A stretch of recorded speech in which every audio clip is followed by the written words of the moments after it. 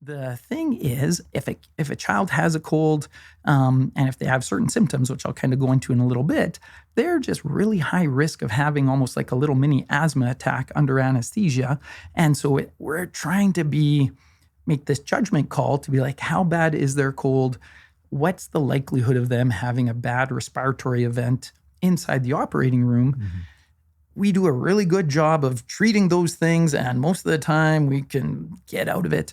But you can almost have like little mini asthma attacks. You can have what's mucus plugging or all these secretions in the tube, which is more significant in a little kid because their trachea is just smaller, right? Or their windpipe is a lot smaller. The tube's a lot smaller. It can get blocked off with secretions, and it's like that.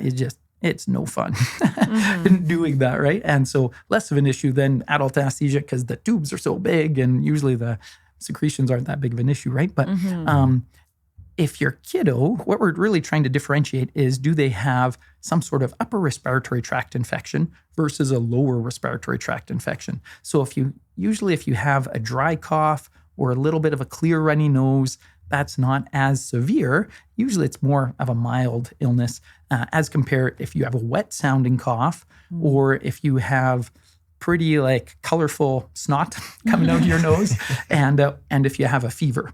If you're kind of feverish, lethargic, that's pretty easy. Like, no, we're not going to do that because the risks are just very high under anesthesia. Mm-hmm. And then to try and differentiate, okay, is this a wet cough versus a dry cough? We'll take a listen with our stethoscope. Usually if I hear anything in their lungs, I just kind of tell that to the parents to be like, you know what, the risk outweighs the benefit in my opinion. Totally. Mm-hmm. Yeah. And we could wait another 4 weeks. Your kid will come back and then we do the procedure. The catch-22 is they're a little kid, they're in daycare, they're in elementary school, and they're always getting colds.